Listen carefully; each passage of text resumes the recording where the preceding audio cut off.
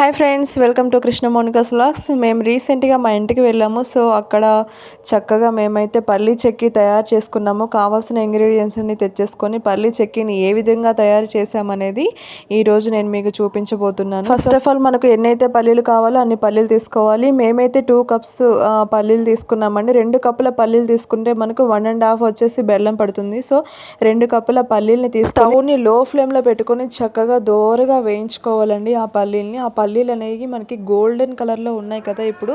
So అవి కొంచెం మనకు వేగాక కొంచెం బ్లాకిష్ కలర్లోకి వస్తాయి. సో అప్పటి వరకు మనం వేయించుకుంటూ ఉండాలి. లో ఫ్లేమ్లో పెట్టుకొని తిప్పుకుంటూ ఉండాలి. తిప్పకపోతే ఒకే చోట ఉండిపోయి మాడిపోతాయండి. సో తిప్పుకుంటూ ఉండాలి. నిజంగా నాకు పల్లీ చెక్కి అంటే చాలా ఇష్టం. ఎప్పటి నుంచో చేసుకుందాం అనుకుంటున్నానండి. బట్ నాకు ఒక్కదానికి కుదరదు. ఇంటి దగ్గర అయితే అమ్ముంటుంది కదా అని చెప్పేసి ఇంటికి వెళ్ళాక ట్రై చేశాను. చూడండి, ఇలా ఫైనల్గా అయితే ఇలా మనం వేయించేసుకోవాలి. అంటే మనం ఇలా పట్టుకుంటే ఆ పొట్టు అనేది ఊడి రావాలి. పల్లీలకున్న పొట్టు మొత్తం ఊడొచ్చేలా మనం చక్కగా వేయించేసుకోవాలి. సో ఫైనల్గా అయితే అది వేయించేసుకున్న పల్లీలన్నీ ఒక బౌల్లోకి కానీ లేదా ఒక చాటలోకి తీసేసుకొని మొత్తం నలపండి. గట్టిగా నలిపితే మనకు పొట్టంతా ఊడొచ్చేస్తుంది. ఆ పల్లీల్ని మనం ఆఫ్ చేసుకోవాలండి. ఇప్పుడు పల్లీ ఉంది కదా, పల్లీని సగానికి చేసుకోవాలి. అలా మన దగ్గర ఉన్న పల్లీలని ఒక్కొక్కటిగా తీసుకుంటూ పొట్టు తీసుకుంటూ సగం చేసుకుంటూ వెళ్ళాలి. ఇది కొంచెం టైం టేకింగ్ ప్రాసెస్. సో అలా పొట్టంతా తీసేసుకున్నాక ఒక చాటలోకి తీసేసుకొని చక్కగా చెరుకుంటే పొట్టంతా వెళ్ళిపోతుందండి. సో ఫైనల్గా అయితే ఇలా ఉంటుంది. చక్కగా నీట్గా అయిపోతాయి పల్లీలు మొత్తం.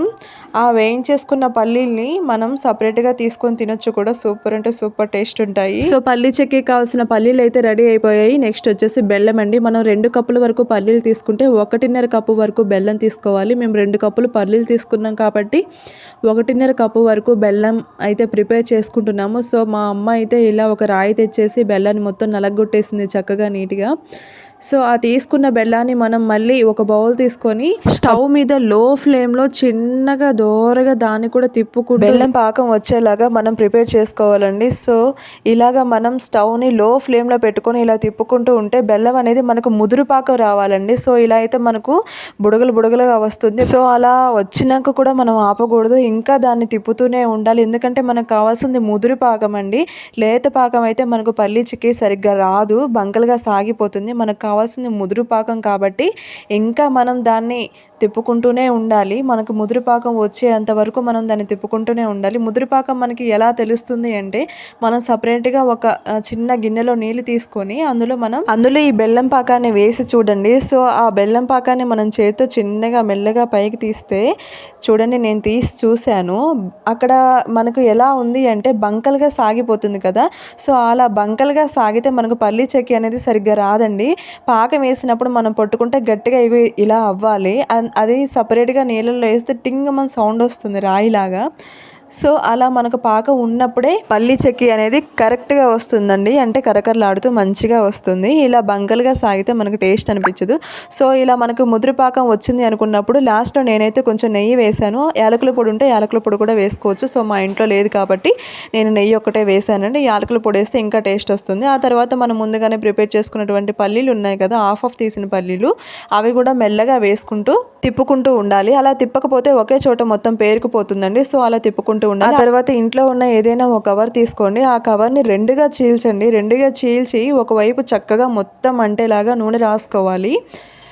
మేమైతే ఇక చూడండి ఇలా రాసేసాము. ఏ మూలన కూడా పొడి లేకుండా చక్కగా నీట్గా నూనె అంటేలాగా మొత్తం రాసేసుకోండి. నెక్స్ట్ మనం ఆల్రెడీ ప్రిపేర్ చేసుకున్నటువంటి పల్లీ పేస్ట్ని అందులో చక్కగా వేసేసుకోవాలి. సో మనం నూనె ఎంతవరకు అయితే రాసామో అంత వెడల్పుగా మనం చక్కగా నీట్గా దాన్ని పైన ఇలా మర్దన చేసుకుంటూ నీట్గా రాసేసుకోవాలి. ఆ తర్వాత పైన ఉన్న కవర్ని తీసేయాలి. సో మనకి ఇలా అయితే మంచి షేప్లో వస్తుంది. కవర్లు ఉంటే కవర్లో చేసేసుకోవచ్చు, లేదా ఇలా ప్లేట్కి కూడా మనం చక్కగా నూనె రాసేసి ఆ ప్లేట్ మీద కూడా మనం ఆ పేస్ట్ని వేసేసుకోవచ్చు.